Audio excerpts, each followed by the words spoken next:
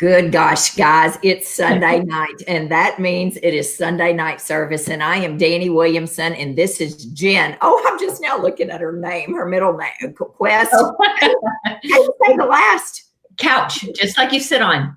Couch. This is Jen Couch from Sober Sis. Right.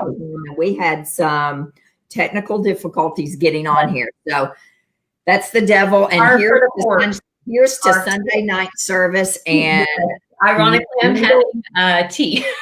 Mingle might tell us tonight, which you can use her code, and we'll talk about that later. For sure, Dani. All right, I'm excited about this. As you all get logged on here, hit your heart buttons, hit your share buttons, tell us where you're from. And while you all are getting logged on and sharing with your tribe, I'm going to start off here with some literally sobering statistics over here. Now, these are just a few statistics, not many, because I want to give Jen, the run of the house tonight talking. So when I shared this afternoon on Instagram, I shared a post and I just said it was a poll, said, did you like the taste of alcohol the first time that you tasted it? And 100% said no. 100% said they didn't like it, and that's, it makes your face crinkle up. You kind of gag. And I remember the first time I had a drink of alcohol, it was a Bud Light in Gilbertsville, Kentucky, because I was really fancy and it was terrible. Did you know that approximately 87% of Americans drink alcohol? 87%, but just 20% of them consume 80% of all alcohol. That's 18 million Americans. 18 million Americans are considered to be an alcoholic, which is a term we're not going to use tonight, but the research has not kept up with Jen's. They're not up to Jen's wording on this. And quite honestly, here's the thing. We have no specific test to diagnose you as an alcoholic. And as a healthcare provider, that stresses me out because I like to do lab testing and know for sure there is no lab test. Are you an alcoholic? Right. I don't get anything back from Quest. Quest doesn't have one that says that. So that being said, do you know that your genetics do not determine your drinking? Look it up. I'm not lying. This is research. Only continued drinking increases your chances of problem drinking. It's the slow, long-term exposure that increases your chances of problem drinking, not your genetics. So as we talk about all the time on Sunday night service, you weren't born with high blood pressure, cholesterol, diabetes, lupus like me, irritable bowel syndrome. I turned every bit of that on. It's the same with alcohol. You're not born alcoholics. You're not an alcoholic unless you take that first drink. You don't become an alcoholic unless you take the first drink, right? Do you know that alcohol increases your chance of getting cancer? There was a meta-analysis. There were 200, which means they looked at a lot of studies. There were 222 studies that were looked at with 92,000 light drinkers and 60,000 non-drinkers with cancer. Light drinking was associated with higher cancer risks for many types of cancer, including breast cancer. We had another study, 7-year study, 1.2 million middle-aged women that highlighted the direct link between drinking and cancer. Do you know alcohol increases the chance of developing cancers of the breast, the mouth, the throat, the rectum, the liver, and the esophagus? So far, we've discovered that. Unfortunately, cancer increases the risk no matter how little or what type of alcohol that you drink. The cancer.gov states that the risk of breast cancer is higher across every level of alcohol intake. Now, 1 in 8 women are going to get breast cancer anyway. That's what the statistics show. But your chances increase with even one drink. That's unbelievable to me. And the bottom line is there is no safe limit to alcohol when it comes to cancer or your health. Alcohol is as dangerous as asbestos. Do you know that alcohol is as addictive as heroin, cocaine, nicotine. It is as addictive as that. And everywhere we look, and I shared on Instagram today, all the napkins and the wine glasses that I just ran across in one little store in my downtown Franklin here where I live, one little store glamorizing alcohol. So we see that everywhere. What we don't see, and we on commercials, and we see everybody drinking on the rooftop right at the bar and all that. Right. What we don't see advertisements for people shooting up heroin on the rooftop of the bar. We don't see advertisements with people snorting lines of cocaine saying it's all right, it's cool, it's going to help you have a better time at a party. Why don't we see that? Alcohol is equally as addictive as heroin right here, snorting cocaine, equally as addictive. Yet we see none of that advertising. It's maddening to me the more I learn about this, Jen. It really is. In this book right here, and then I'm getting ready to talk about Jen. In this book, because you guys are getting loaded on, hello, Susan from Paducah. And this book, The Naked Mind, says that if you drink a single glass of wine each night, one glass of wine each night, and this is about how my pour looks when I pour, it's pretty heavy pour. You're in the top 30% of all drinkers. If you drink 2 glasses of wine a night, which is about a half a bottle of wine, you're in the top 20% of all drinkers. That means 20% of adults drink only 20% of adults drink less than you. Whoa, that's pretty sobering. So when I decided to ask the question 2 weeks ago on Facebook Live, you all know on at lunchtime, I usually do this little dialogue with Dani, just like this, holding my phone up. I said, are you drinking too much? Do you feel like you're drinking too much? All of that. I had no idea what was about to happen. I can't tell you how many emails, how many messages, phone calls, texts, all of that came from that one question. Mm-hmm. And what I'm seeing in the office is a very slippery slope with more and more and more young women and men as well. But we're talking women tonight, young women with children drinking more and more and feeling shame and guilt and less than God designed them. So I'm not an expert, but tonight we are starting a series on addiction, actually, and addiction. And we'll talk about it at the end. And this is, look at this. My daughter brought this to me yesterday. She works at Whole Foods. This was at the checkout. Nice. And there is an entire, so we hit a hot spot is what we did. I had no idea we were touching a pain point. Recognizing alcohol abuse. Half of this book is on alcohol and women and why women tend to become faster abusers or alcoholics, but we're not saying that, than men do. So this being said, I got Jen on here tonight and she's going to take over because she's way more eloquent about this than I am because, this is not something they taught us in nurse practitioner school. No.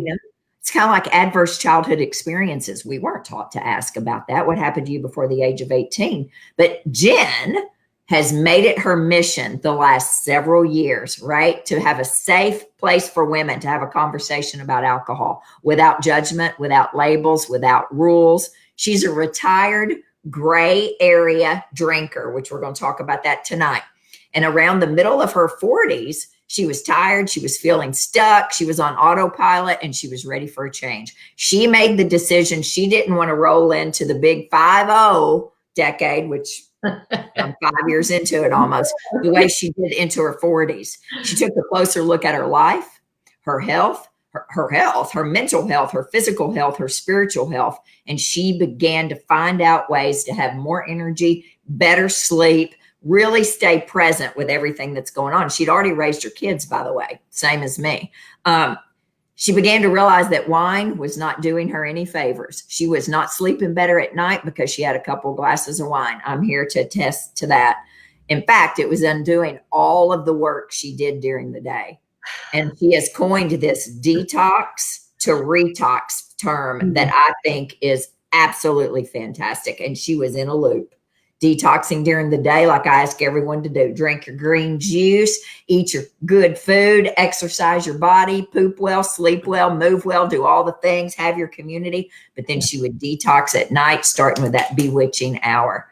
It's fascinating to me. And she has since started sobersis.com and a 21-day reset to help women reset whatever that looks like in their life, right? And so I'm honored. I am thrilled to death. I'm signed up for the November reset, and I am going to let you take over right now, Jen. It's 10 minutes on statistics and who you are. And girl, welcome. You are in a good tribe tonight. I can tell you that. Thank you for having me. Thank you for having me in your tribe, because I have a tribe too. And so I understand what that means and what that feels like to let me in your world. So I appreciate being here, y'all. I really do. And yeah, Dani and I have really just recently crossed paths, but I tell you what, I feel like I've known this gal forever in a day. It's just a matter of time before I come up to Nashville and show up at your door to have a mingle mocktail with you. Let's do it. Let's do it. Well, here's the thing. Guys, you all should know this. I talk about this all the time. The answer is always no if you don't ask. So when a patient told me about Sober Sis, I looked her up, I emailed her, and I said, hey, will you do me a favor? And she said yes. Well, there you go. And here we are tonight, and honored. Tell us about what you do, why you do it, and how you're changing lives worldwide. I'm passionate about it. I am so passionate about it because I was so in that loop that we mentioned, that detox just to retox loop. And I felt so alone in that because nobody was really talking about it. I knew for sure that there was, well, I didn't even know for sure a lot of things that I know now. So I've made talking about drinking my full-time job. So I'm very comfortable talking about it. But at one point I was not comfortable talking about it at all. I was so afraid of being labeled or so being judged. Even while I was just trying to figure it out, I wanted a place to kind of wrestle with it while I wasn't sure where drinking was fitting in my life. I knew myself that I had developed over time, not immediately, but over time, an unhealthy relationship with drinking. There's a little bit more of my background, a little bit more of my story, and everyone's is unique. But I grew up in West Texas, so I'm a Texas gal through and through. And so I grew up in the good old sticks of Lubbock, Texas, and Lubbock, Texas. I'm a Lubbock. That's where my office manager's from. Oh, no way. No, I was born and raised in Lubbock, Texas. Oh, I'm a Lubbock girl. I'll be proud of it till the day I die. And a great place to grow up. And this was back in the 80s, my high school. I'm totally dating myself, but we've already done that with the 40 to 50 status. Yes. So I'm 49, just for the numbers, just for you gals out there who are like, who is Jen? Jen's 49. 49. I know. But I went to Texas Tech as well. And I was not really that, wild and crazy college drinker like most people are. So I would say that that's definitely the norm, is kind of experimenting with college drinking. But for me, and I think it was a product of the home I grew up in, where I grew up, and just my own mindset. I was kind of that person that wanted to be different. I didn't mind being against kind of the flow, but the flow back then wasn't as strong as it is now in the drinking department, because there were still a lot of people, believe it or not, back then, 30 years ago, that were not drinking. There was still more. And, so, I watched the people around me, not in a judgmental, legalistic walking around with my, stick rule, but I just watched other people and I thought, that doesn't really look that fun.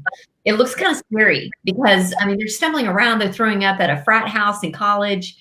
How are they going to get home? This is pre-Uber, pre-cell phone. Right. And for me and my personality, I just thought, you know what? I'm learning from watching. I don't think I need to dive in so deep. So I had a drink or two, but drinking was definitely not my thing. And got married and had kiddos in my 20s. So it wasn't time to start drinking if I had not been. My husband also didn't drink when we met. So we met as drinkers. So again, everyone's story is very different and unique, but I'm realizing how many women actually have a similar story to me. I thought I was literally the only one, which is never true, that showed up in my young 30s, really blindsided by this adult drinking culture. Right. I was looking alive in the youth drinking culture, Like I was looking alive. I kind of knew the rules. Don't drink if you're not 21. Don't drink and drive. Don't drink to get drunk. Okay, got it. What do you do when you're 32 and you're a working mom at a networking event in a hotel lobby and you're 32? You're over 21. You're now an adult. It's glamorized. In fact, it's even suggested as a way to mix and mingle in the bar and get ahead and find your place. So there I was, a young mom, but my kids were already at that point almost school aged. I'd been married a decade, and I'm at a happy hour, and that's where it began for me. Was, of course, why don't I get a glass of wine? I guess I can, switch from my tea or soft drink to wine, because that's almost what I'm supposed to do. Right. To grow up, Jen, is the messaging that I started hearing and believing was time to grow up. And so in my 30s, I spent time catching up, learning how to drink, learning how to be a better drinker, learning how to play the game, learning how to pair certain foods with certain drinks, learning when too much was too much, all the tricks of the trade. Sure. So, in fact, side note, I know that you and I've talked, but you don't know this about me. When I was 38, I actually looked at my husband and I said, wow, at that point, I'd only been drinking socially for about 6 years. But when I say socially, I mean book club, date night, networking. My husband and I crack a bottle of wine open when a storm's rolling in on the front porch, got the kids down. So before I knew it, I was drinking on the regular, like a total regular basis. So about 6 years of that, I was starting to notice, hey, I'm not feeling that great physically, mentally. I'm getting that foggy mind. Emotionally, as a mom, I'm starting to feel that tug of war of like wanting to be a good example, but yet my kids at that time were watching me drink wine in the kitchen just on a Tuesday night cooking spaghetti. And I thought, wait, time out. What's happening? This is not my norm. And so I actually took a year off of drinking, talked my husband into it as well. And we got it out of our house. We went the anti-alcohol route. We did it for health reasons, but I was doing it for all kinds of health. But here's the problem. I didn't learn anything. I white knuckled it. I deprived myself and I lost 10 pounds and I felt great. And I learned nothing. And so after about a year of not drinking, I said to myself, check. I'm good. I'm going back in, but I just need to be a little bit more careful in how I use it, how I moderate. And that worked for a while until it didn't. And that set me up for my 40s. So I had the year off, was not physically addicted, walked away. I mean, just put it down, walked away. And then in that last year, right before I turned 40, which is why I talk about my epiphany, is how I want to show up differently at 50 than I did 40. Right before I turned 40, my daughter turned 13 and we moved, and lots of transition in my life. And it's like the stars aligned for chaos, confusion, overwhelm. I felt extremely overwhelmed in my life as a woman, as a mom, as a wife. I felt overwhelmed in every way. And I had let wine in the evenings come back in as my little companion, my friend. Like, we're going to get through this together. When things are boring, when things are intense with conflict, it's all right. I've got my glass of wine as my sidekick, like my side buddy. It's like a sidecar. And that is how I felt my 40 to 45 was going. I was right back at it, like I had been, looking for reasons to drink with people. I didn't need people to drink. I could easily drink alone. In fact, I preferred that because it even meant less judgment and less accountability. And so it was easy for me to do the bottle breakdown, which you've heard me talk about, where I would just open a bottle of wine at 5. I mean, I'd wait till 5, most of the time, unless I had lunch with friends, lunch with the girls. Yes. Then we might have a little sunny patio glass or two. Okay. I mean, that was becoming more of a thing. Even after spin class, we would go to spin, eat a salad, and have a glass of wine at the lunch table. And I'm seeing this more and more and more. So no judgment. Hey, Yeah. I'm in the no judgment zone. I get it. I lived it. And so, yeah, so the 40s for me I was a yo-yo drinker, Dani. Instead of being a yo-yo dieter, I was a yo-yo drinker. On and off again, drinking less, wanting to drink more, confused, pulling, tugging. The amount of mental tug of war and bandwidth that took from me was more than anything it really took from me physically. But even the hangovers, I mean, I got to keep it real. The hangovers were really starting to become something that I was constantly trying to mitigate. How can I enjoy drinking and have no effect the next day? In my body, as I was aging, as I'm getting younger now inside, but as I was getting older, my body was like, yeah, we can't do that. We can't do 2, 3, 4 glasses of wine. If we're going to finish off that bottle with the bottle breakdown, which is the one while you're cooking, the second one while you're eating, the third one while you're cleaning, because everyone's vacated and left the kitchen. So now there you are. Right. That's boring. Put your 80s Pandora on and get it done. You're going to have a little bit more. And then you look at the bottle and there's this much left, y'all. And that is just not, it just, to me in my mind, just didn't seem like enough to save. That means I'm going to have to have more the next day, because that's not going to be, that's a frustrating amount. And so it was easier for me just to finish it off in the bathtub. That was that bathtub fourth drink. That's right. Ditch that glass recycle bottle out of here, because now I've broken promises to myself again. The very promises that morning I said I wasn't going to do because I was on my way to a Bible study or drinking green juice or leaving a yoga class. It did not align with who I was. And yet it was pulling me down. And so I had red flags, y'all. If you're having any of these red flags, let me describe to you what dashboard lights were going off for me. You know, when you're driving a car and it says check engine, you don't go total out your car. You can just pull over and pop the hood. And that's what I did in my life, in my relationship with alcohol. I pulled over. I was like, okay, I got it. I'm seeing the warning signs here. I'm drinking more than I used to. I'm drinking more than I really want to. I'm going against my morning, intentions. I'm starting to feel shame about this, and I'm wanting to kind of hide. That's a red flag there too. And I'm trying to create with Sober's a safe place where you don't have to hide. It's not weak to struggle with an addictive substance. It's not weak. It's your brain working with the substance the way your brain is wired to work. But if we can't talk about it, then we've got secondary problems. Now we've got the shame, the isolation, and that actually breeds more of the addiction itself. That breeds more of the drinking also. So connection is really the antidote to getting away from that numbing. So that's a little bit to chew on.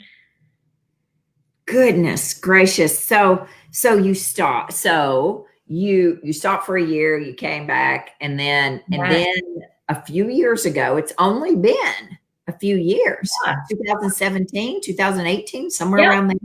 Yeah, the spring of 2017. I was nearing my 46th birthday, and I thought that, okay, I'm at a crossroads. My daughter had just turned 18 and graduated high school.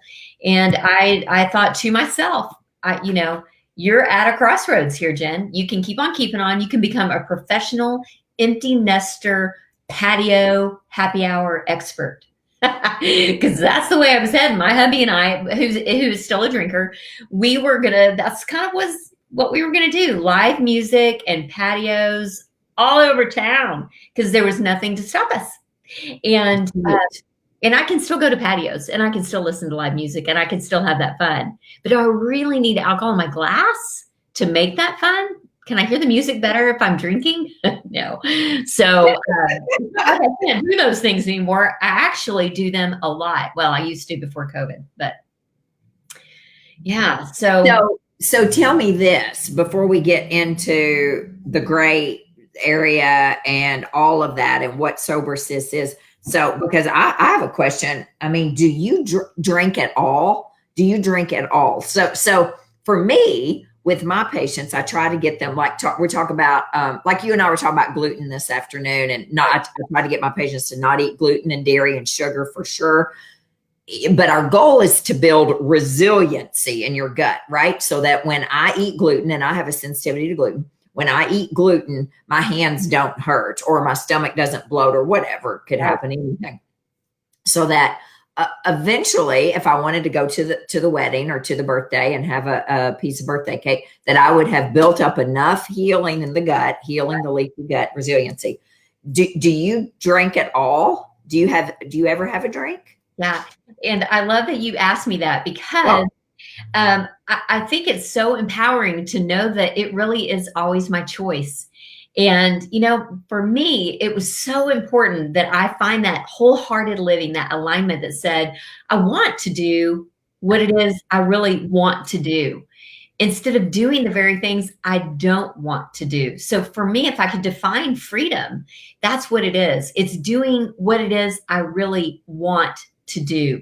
So in learning, in changing my mindset around alcohol, I've actually devalued it so low. It's so devalued to me that I actually just don't want it anymore, which I never thought would happen, y'all.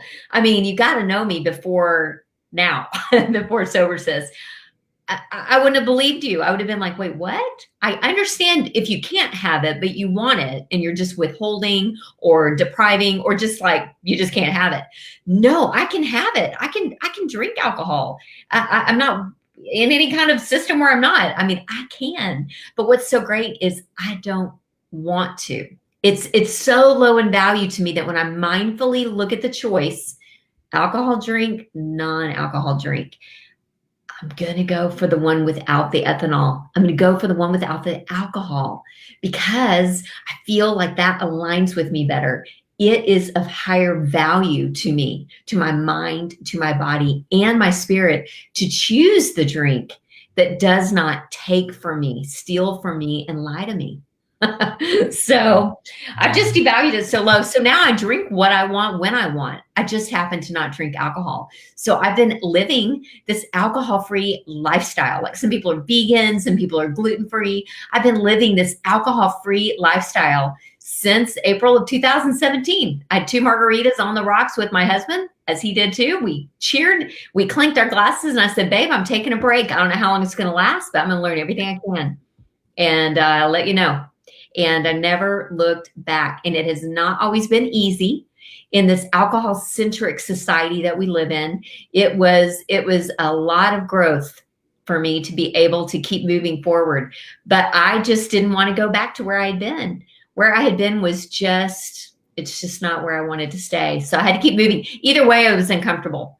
But now when I was uncomfortable, I was moving towards something good, towards something I wanted, rather than being uncomfortable and stuck and hung over and sluggish and hiding.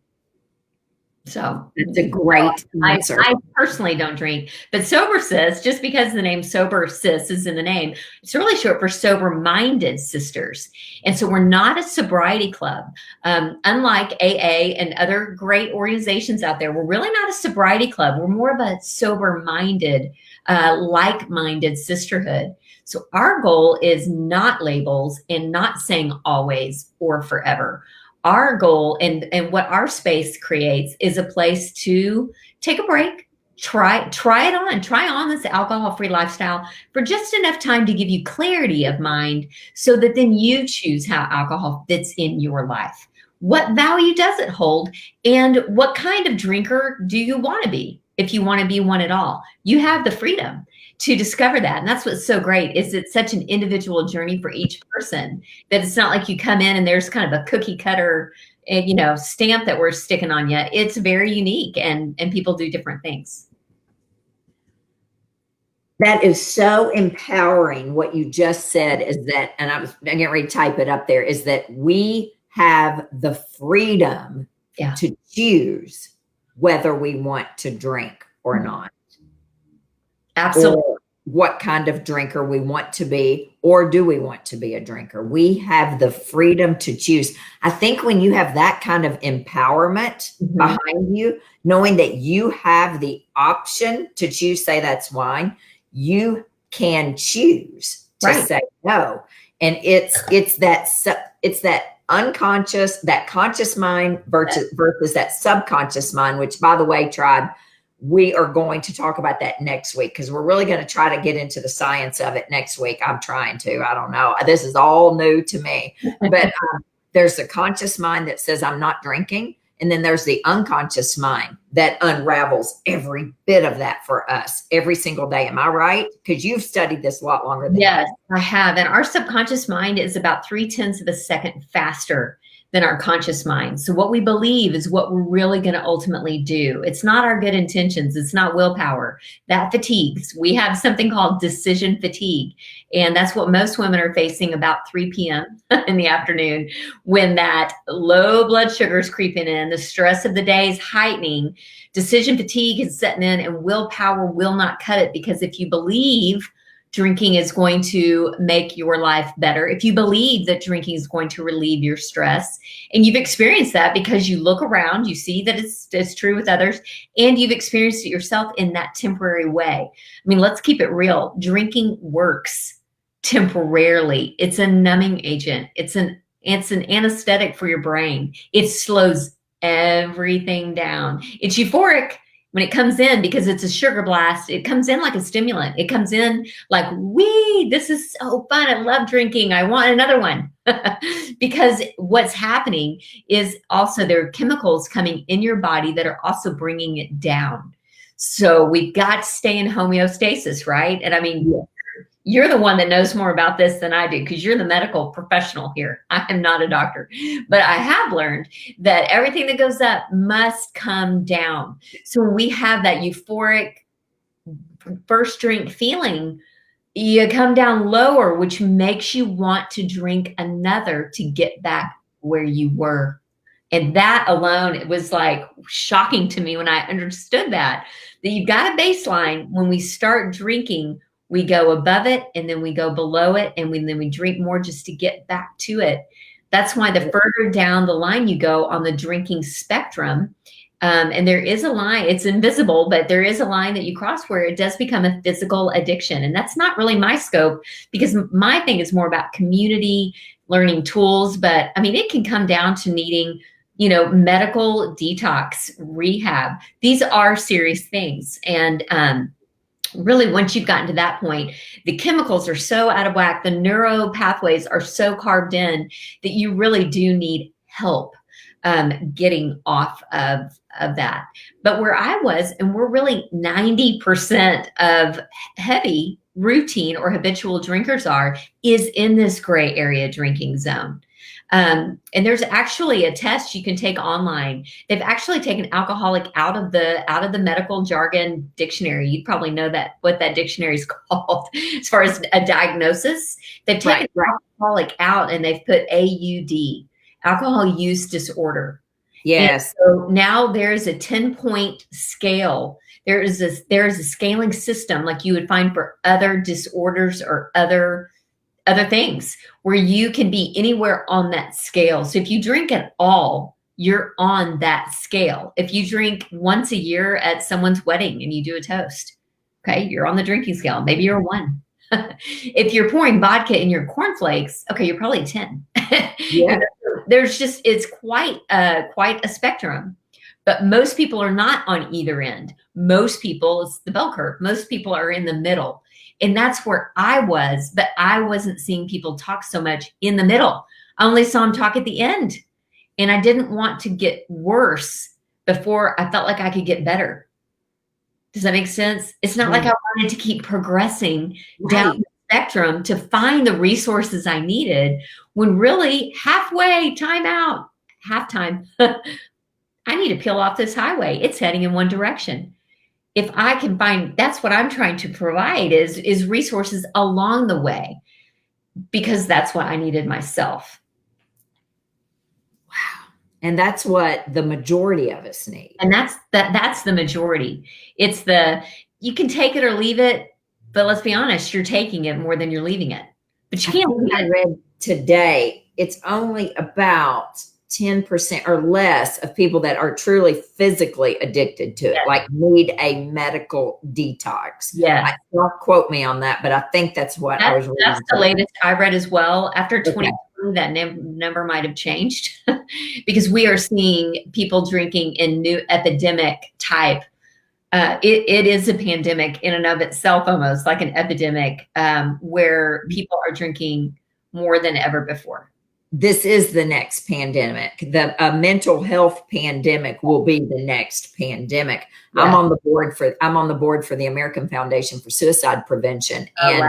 Phone calls to suicide crisis prevention lines are up 800% since March. 800%.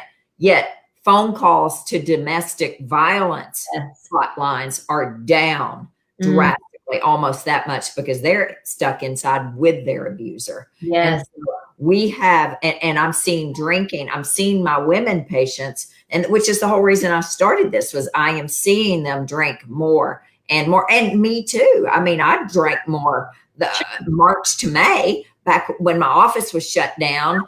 The patients, I was doing telehealth, and I was drinking more. Now, I have not drank I could not tell if I drank a bottle of wine, I don't think I'd be at work for 3 days. So it wasn't that, but it was drinking nightly, one or two glasses. I don't drink every week. Right. Yes. So the gray area is where the most of us are. That's where the majority of us are lying. Tell me this, when you decided you were not going to drink anymore, what did your friends and family, how did your friends handle this? How do you have sober? Well, I'm sure. Do you have friends who live your lifestyle, or it's just that everyone wants you to drink? Right. There is a peer pressure. There's like an adult peer pressure. Yes. In our society. I mean, it's in grocery stores now. I mean, here in Fort Worth, Texas, anyway, I could, now they're closed, but I could have gone to a Tom Thumb or a Whole Foods, and you can pick up a pint or a glass to walk around the store with and drop it off at the end of an aisle in a drop-off station. Yes. You get through, boring adult things like grocery shopping. Which at one point when I was drinking, I would have been like, genius, let's go there. So yeah, there is a society. This is a society issue. This is a cultural society issue. And in my opinion, we've just gotten out of whack. We've gotten out of balance with it. And people are using it as a coping mechanism now versus a pleasantry or a celebratory thing, or every once in a while, which is, our body can handle that. Like you said, every once in a while, even though there's no real benefit, our body can still handle it. There's no benefit to that chocolate cake, but your body can handle it, a piece. Right. Our society, we flipped it upside down and made it essential. We've made it essential for your day. We've made it essential for being a mom, for being a wife, for being a CEO, for getting it done out there. And it's undermining. It's very unempowering. So for me, my husband drinks and most of my friends drink. And not only because most people drink, but because drinkers tend to hang out with drinkers. Yes. Common activity. I was the wife that bought the Groupons for the beer tasting for Valentine's. I was the one that was always looking for the coolest happy hour patio with the beer lights, and so it was a thing. So it was a big disruptor. I'll be honest, it was very disrupting for me in my life to go, I think I'm going to do something else. But it was more disrupting for me than it was for anyone else, because nobody else really cares what I'm drinking. It's what I found in my own research, in my own recon. Nobody really cares what I'm drinking, especially if I don't care what they're drinking. I don't walk around with my sober sis hat on, police in the happy hour, like, here she comes. You don't want to be that person. No. So I'm very comfortable in my own choice, and I'm also very comfortable with other people's choice. So, you do you, I'm going to do me. This is one of those things where it is a gray area. There's not a right or wrong. This is not a moral failure or even a moral high ground. This is just, I've personally raised my standards. I've up-leveled my life personally. But that's for me, and that's where I was. That's what I needed to do. So my real heart friends, as I call them, my real friends, that drinking is not the glue that kept us together. We're great. My friends were, I think we were getting together, almost enabling each other to drink. And it was almost just kind of like the glue that held us together. Over time, those friendships have just naturally, without any conflict of any kind, just kind of fallen by the wayside as seasons change. And And so that's what I found. But I go to parties. I go to I love weddings now. You want to talk about alcohol-free fun at weddings? Oh, I can wear my high heels or wedges. Don't have to worry about, falling down that step. I can dance longer. I can have so much more fun. And I remember it all. Like there's no haze. There's no hazy memory. And then I go home and I sleep really well and I had a blast. So it's such a win for me that I think I walk in with that confidence. But at first it was like wobbly. I wasn't sure and wasn't sure what to say. If people say, would you like a drink? Now I know what to say. That's what I help women do. I help women feel comfortable in knowing what to say when you're not drinking, so you don't ostracize yourself. Wow. That's huge. So you're Sober Sis, which I signed up for, and several of us have, several of my friends, and someone actually who inspired me to start thinking about all of this. I was texting her this afternoon and she said, I signed up after I saw post about it as well. And so tell us about that, because you have a new group that starts November. Yep. What kind of things do we learn? Do we do? Because I know it's not AA, right? So it's not anything like that. It's what is it? What if someone decides to sign up for it? Not giving out all your secrets, but what are they going to learn? Oh, sure. No, and I'm happy to. In fact, when you put sobersis.com up on the scroller, that is the address, I guess you could say the web address to my free guide. And talk about Tell My Secrets. I want to tell you the 5 top tips and tricks that have helped me navigate that happy hour or that wine o'clock or that patio time. It's get your notepad out. I'm going to start typing. Yeah, it's my 5 and I give that away for free. I want to help women tonight. So download the free guide at sobersis.com. But what I'm doing every month at the beginning of every month, but don't wait, like do it November 1st, because you can really set yourself up for the holidays and have the tools in place so that you can have practice. This is all about practice, not perfection. This is about progress, not performance. So you're not signing up to do a challenge. And what if you drink? What if you slip? What if you have a drink while you're doing Sober Sis? What if you turn off the Zoom and have a drink? Yes. Yeah, that's okay. Let's talk about it. What an opportunity to get some feedback. We don't look at it as a setback. We look at it as feedback. Valuable feedback. In fact, in Sober Sis land, nothing is wasted.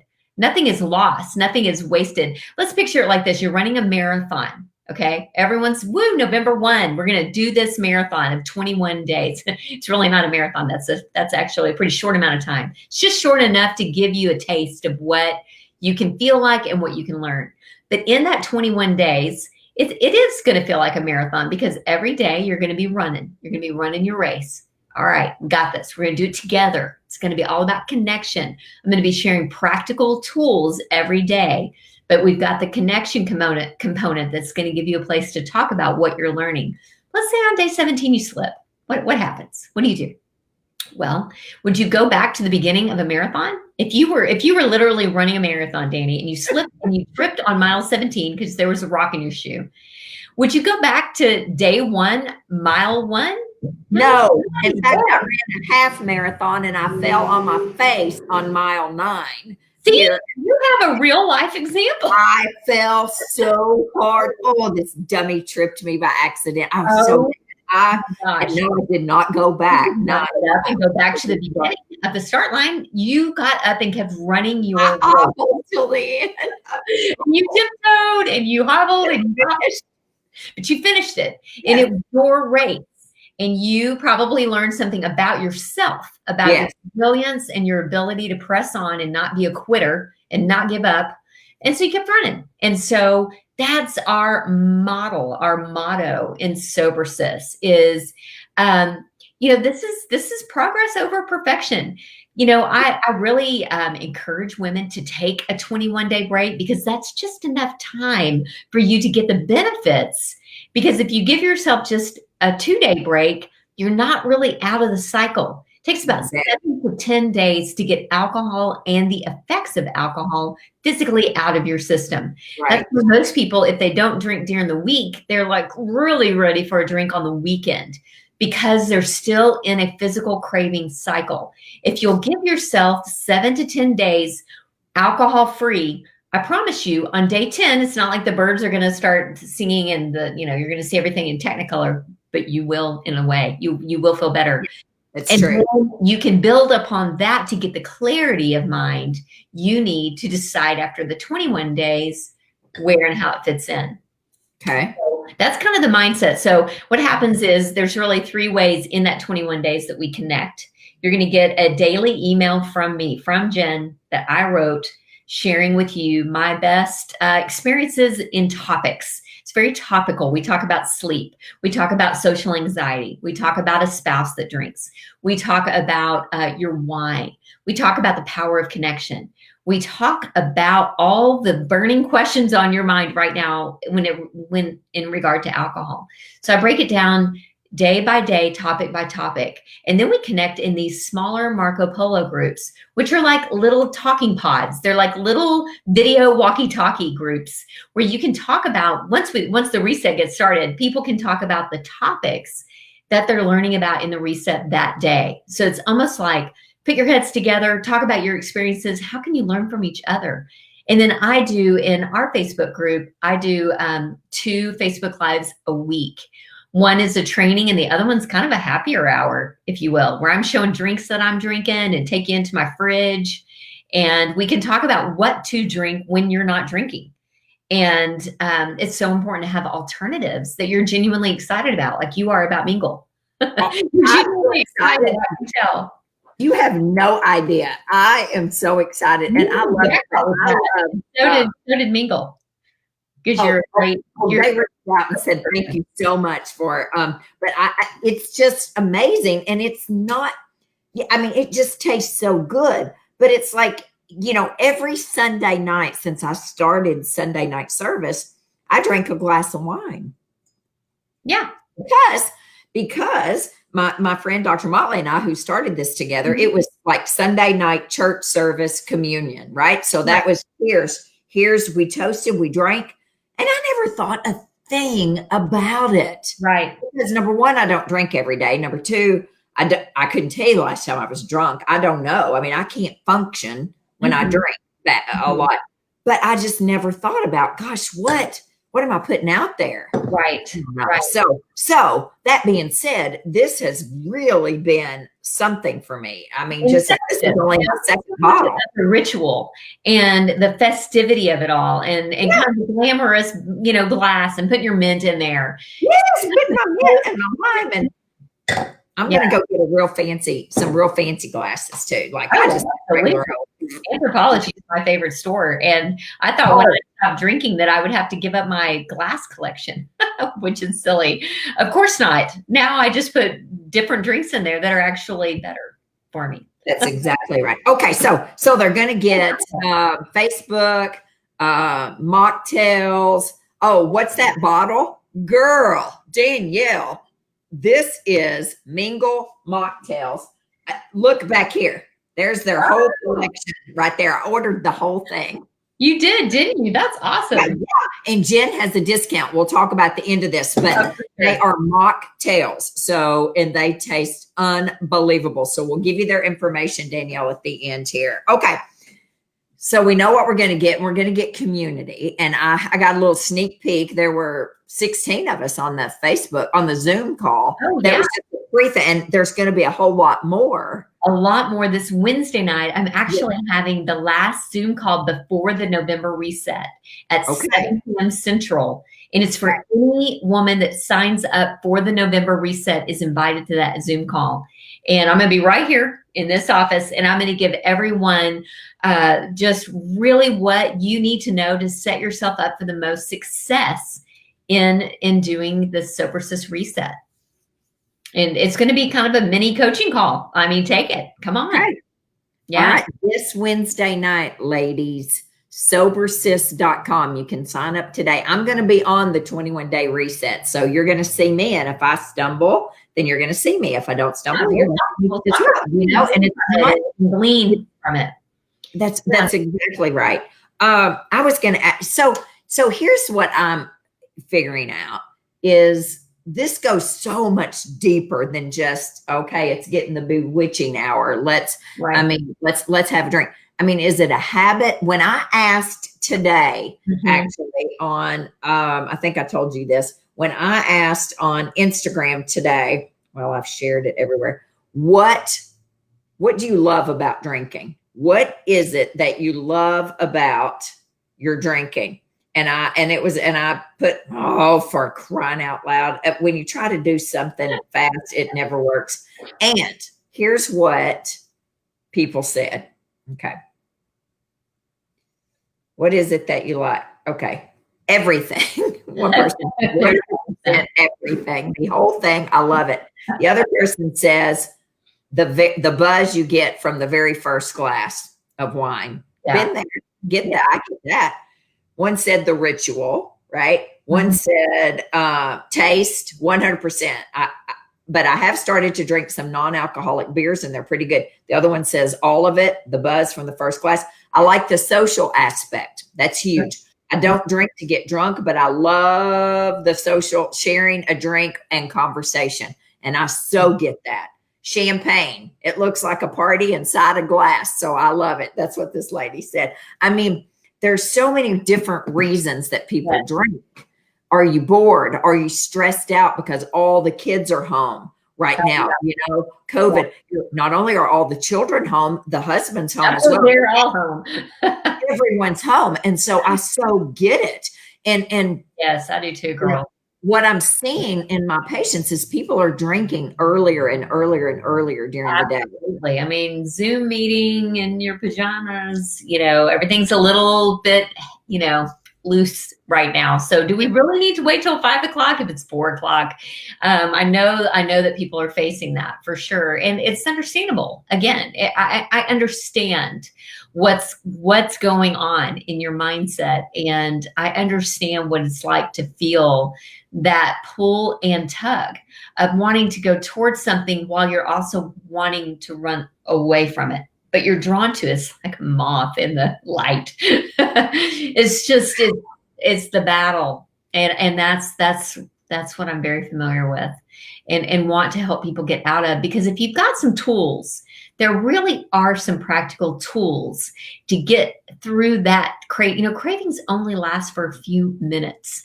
They don't really last for hours or days. It feels like they are. And we're so used to altering our minds. We're so used to snapping out of any discomfort by getting on social media and just scrolling mindlessly. Oh, that. I mean, again, guilty as charged, man. I am not like Miss Perfect over here. I got all kinds of stuff. If I'm not working on one thing, I'm working on another. So it's all those ways to distract and get out of that uncomfortable feeling of being bored, being lonely, being anxious. And we're just so used to doing that so quickly on autopilot. We rarely even stop and bring in the thought of what do I really need right now? That's one of my tips, is using that HALT method. Am I hungry? Am I angry? Am I lonely? Am I tired? What's really going on? What do I need that matches? What solution do I have that matches that need? Does the glass of wine really match all of those needs? No, it's a blunt tool. It's just like throwing the same thing at everything. And instead going, okay, what do I really need? Oh, okay. I just need to take a deep breath and give myself 5 minutes away from the kids and the hubs. If I can just get a grip for 5 minutes and deep breathe and use my breath as chemically speaking, as a grounding, soothing tool, I can do that myself. I don't need a glass of wine to do that for me. That's outsourcing. That's outsourcing it out of me. And now I'm depending on something else. Oh my gosh, what if I can't get to it? What if I can't get to my glass of wine? That's when people kind of go crazy, but they won't show it. It's just a little bit of restlessness. But inside, it's like, I need my wine. I don't know how to calm down. And you do know how to calm down, or I can show you how to calm down. Because I got to where I didn't even trust myself anymore. My own resilience, my own level of ability to get through and navigate hard things. I had outsourced that to drinking so much that when the time came, I thought, you know what? I'm going to need a glass of wine to get through this. And I think, no, I don't need a glass of wine to get through anything. I don't. But at one point, I really felt like I did. So, so real. Hey, Danielle. I like Danielle's comments here. Danielle's great. Let me tell you, she's good comments. She's one of my. She's unbelievable. Studio here in town. Yeah, she's the real deal. Just like Danielle is the real deal, just like every single one of you are, and I want every one of you to know tonight, because I know lots of you are watching. You are not broken. You were not born broken. You have not become broken. You are not broken. And I'm living proof of that health-wise, and that what we turn on, we can turn off. And it takes a village. It takes community. It's not white knuckling it. I don't believe that works. I mean, I don't believe that works. I just don't think it does.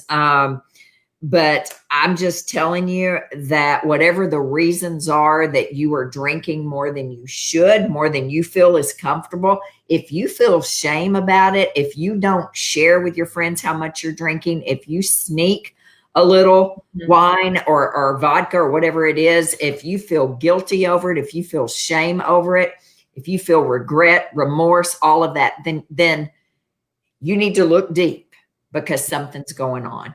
And we need to address it. And I am not an expert, for crying out loud. I am not an expert. This is so far out of what I thought was going to be going on in October, November for me. But I think that, I think God is so good, and he's so good to me. And he just, one day, I just was like, you know what? People are drinking, and we got to address this. And so I'm going to learn right along with all of you. And I just want you to know that God's got this, and if you're not a believer, then that's okay too. But I am a believer, and he's got this, and he wants you to be 150% out there. And when you're 150%, the rest of the family is too. So tonight, today, tomorrow, it's time for you to put your oxygen mask on, and whatever that looks like for you, whether it means cold turkey, stop drinking, I don't know. But I'm excited about doing Jen's reset. And I go 21 days without drinking. I mean, because it's not, I have a lot of issues, but an addictive personality like drugs, alcohol, drinking have not been, because my family is loaded with addiction. So I've always been very, very, very, very careful with that. But when I read today that zero, there is no level of alcohol that is safe. None. That was like a real slap in the face to me. Yeah. You might as well drink the gas out of the ethanol. You're putting it in your car. You're putting it in your body. Yeah. It's ethanol. It's the same thing. And you won't see that on a billboard or in an Us magazine or at the cash wrap at Target. You're not going to see that. They don't want you to know that. It's a huge industry. It's the alcohol industry is only second to automobiles in advertising. So they want you to believe that it is fun and games, and that you need it, and that that it's harmless unless you're that person. And then there's such a stigma and a stereotype to being that person that all along the way, people are heading that direction without caution, because they don't caution us. That's right. And I want you to be real careful about about asking your friends about this, because here's what I experienced with someone recently when she asked her good friend, Dani asked me if I was drinking too much. Dani asked me if I was an alcoholic back before I learned about you, and we really shouldn't say that. But I straight up asked her in the office, and her friend said, no, you're not. And so when I was talking to her about it, I said, be real careful. because even though you have good friends, Mm-hmm. if your friend says you're an alcoholic, then she's probably got to look at herself in the mirror as well, because, you know, we are alike. Likes attract likes, right? And so be real careful there. You know, a great way to open conversation about your drinking or someone else's drinking is just to ask the question, hey, are you ever curious? Are you ever curious about your drinking? Do you ever wonder, you know, if how your drinking is serving you? Do you ever feel curious about it? Because I think people are, you know, it's a hashtag out there. It's a book name, Sober Curious. And I think people are curious. And that's a great stance and a great posture to be in, because being curious isn't being bad. It's not being wrong. It's being curious. And when someone's curious, it's just, it allows conversation. And I think that that's what people are needing to do with this topic, is just have open conversation. And so, you know, labels or big scary words can kind of shut that down. But what I found is words like, are you curious? Have you heard about all of these mocktail companies? You know, there's, again, follow me on Instagram at SoberSis. That's what one of the main things I do on my social media is show different drink alternatives, because I want to put that in the forefront of people's minds when they're scrolling through and they're seeing all the, you know, rosé all day ads. I want them to scroll through and see some great alternatives in a pretty glass that that are festive, that can even open up conversation to say, have you tried this? This is really different than our usual vino that we drink when we get together. Let's give it a go. And that really opens up the conversation. You bet it does. You bet it does. And it's nothing to be shameful about. You know, shame, you know, there's no shame at all. And so what I wanted to share, because we're already at 61 minutes over here. Oh my goodness. So fast is I shared this with Jen today, and I'm going to show you. My mom, you know, has dementia, and she is in an assisted living up in Kentucky. And I knew for years, I did not know until actually I had Jackson, did not suspect that my mom was an alcoholic. I didn't know. I never saw my mom drink. I never saw her drink growing up. I never once saw any of this. And then there was some major incidents involving a lot of things, police and all kinds of things, when I was pregnant with Jackson. Pregnant with Ella, and Jackson was just little. All that being said, that's been 24 years ago. Nothing has ever been said by my mother. As I was cleaning out some things in her house recently, just books and all that, if y'all can see what this says, if you can see, this is her Alcoholics Anonymous book from the year that I suspected when I was pregnant with Ella. It says the Morning AA Group, my mom's name, October 1st, 1997, paid $6 for it, because my mom always kept up with her money really well. This breaks my heart because my mom never said a word. She never said a word. She never told me. I don't know that she told anybody. I mean, I don't know. And this to me is deep seated, and this is more people than not right here. Yeah. There's no shame. There is no shame. There's no shame in getting help. There's no shame in saying and being curious about whether or not you have a problem or not. So this is really sad to me. And at some point, maybe I'll bring it up to my mom before it's too late to that would be helpful and cathartic for her to get to talk about that with you. I think so. We'll see. You know, she has dementia, but she sure knows who I am. So she would. That's good. But guys, listen, put your questions up here. Share this. I want to see you if you need to. I want to see you on the November 21-day reset with Jen. And I'd like to give another, if you go to sobersis.com, you'll get my free guide, and that will put you on my email list. But if you want to go straight to the 21-day reset challenge, to just straight sign up there, if you go to sobersis.com/21-day challenge, that will take you straight to sign up for the November reset. And I can see you on the call. I can see you on the Zoom call this Wednesday night at 7 p.m. Central. So it's sobersis.com/21-day challenge. 2-1, like the 2-1. Yeah. Okay. Yeah. I just put it up. And we're going to have a great group, y'all. We're going to write it out right up until Thanksgiving. And then you're going to feel like you've got tools and choices, and there you go. And you're going to feel empowered for the holidays. This is not signing up to never drink again. This is signing up to say, I'm willing to be curious about my relationship with alcohol and renegotiate it. How's it working for me? Is it something I want to fire? Is it something I want to turn down to part-time? What do I want to do? And that's what I'm going to help you decide what works best for you. And I think that's important. Thank you. Thank you for this, Jen. Thank you so much. I've been looking forward to it since the afternoon we talked for the first time. Oh, you and me both. But hey, share your deal with Mingle Mocktails. Right. I'm really friends with Laura Taylor, who is the CEO, Chief Mingle Officer of Mingle Mocktails. She's got an outstanding story. So, you're really supporting another woman in business, small business, but she created Mingle Mocktails because she wanted to walk into a party with something really beautiful in her hand. It's only 120 calories for the whole bottle. Yes. Per glass. Yes. So, 5 grams of carbs and only 4 sugar in this one. Yeah. Right? Per glass. Unbelievable. Put the or your helper put the Sober Sis promo code there in the comments. So it's 10. No, I did it. I don't have a helper. It's just me. For crying out loud. I am my own helper. My own. Hilarious. That's you in the comments. Oh, that's funny. I thought you had someone like pumping that stuff in there. No, it's me pumping it out the whole time. You're doing it all. You're like a joke.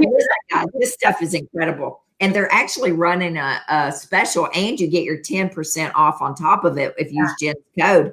Buy 4, get a 5th one free. I think that's right, because I got 1, 2, 3, 4, 5. Yeah, I love it. They're all so good. And that mojito, cool cucumber. Yes.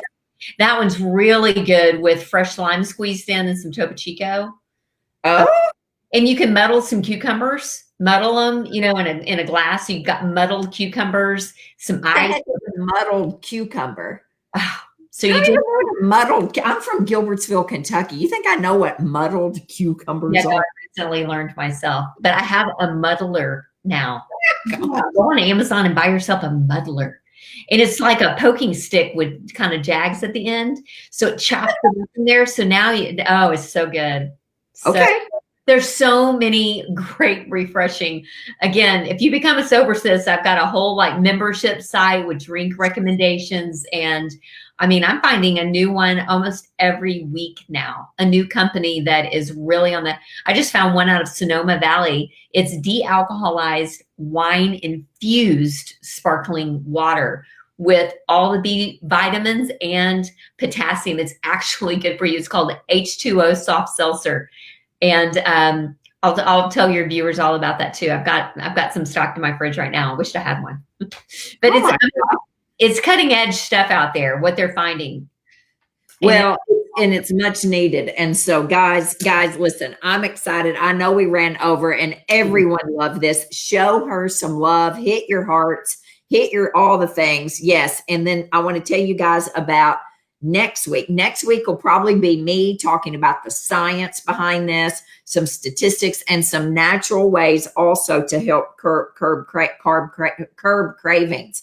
Things like a little L-glutamine added into your day, because it does help carb. It's amino acid, helps curb carbohydrate and sugar cravings and things. So that's most likely going to be me then. And then November the 8th, we have a chiropractor. I'm going to continue this mental health addiction theme. I have a chiropractor here in town who spent 94 days in rehab coming off of OxyContin, and a chiropractor who is my chiropractor for a really long time. And I didn't know this about him. And anyway, I ran into him this week at a restaurant, and he's agreed to come and speak about his addiction and how it happened as a professional.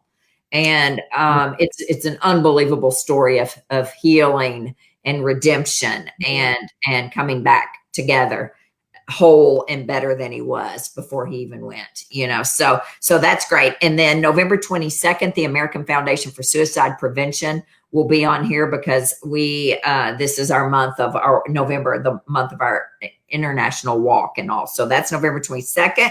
And there's all kinds of things. But this week, I need your prayers. Jen doesn't know this, but here's the book that's coming out. That's the cover of the book, my book. I have a book coming out, but you don't know. You didn't know about it. I saw it on your Instagram that you had a book coming out, but I have not seen the cover or really know anything about it. So do tell. Well, that's the cover there. But I have a really big meeting this week, and I need everyone to pray. I can't say a word. So I have a meeting Thursday at 2:30, and I need you guys to pray for favor. And if it's meant to be, it's meant to be. So whatever's meant to be is going to be meant to be. And that's all I can tell you until Thursday night. But I need your prayers. That's so it's exciting. It's exciting. So, all right, you guys. Get curious. Get curious. I love that. That's a big takeaway tonight. Get curious about your drinking and take a look. And then if you want to join up with me and Jen and lots of unbelievable women. And do you want to know what I was so impressed about that call? And that was just 16 of us. Yeah. It ranged from young girls to probably 70. Yep. That's what I was so excited about. So, all right, my friend, we appreciate you. Look here, Danielle. Thank you for this, Jen. I'm excited. Dani, you're amazing. An angel to many. Congratulations. Yes. I'm excited. Awesome. It's going to be great. So guys, appreciate you so much. We're going to sign off. Jen's going to go and do her things. Thank you for having me. I really enjoyed it. Thank you for taking the time, and thank you for sharing your story, because you are really changing the world. I mean, worldwide, people, one story at a time, one woman at a time, as you're empowering them to be curious and to be strong and to think of their drinking just in a different way than's out there. So yeah. Awesome. Thank you.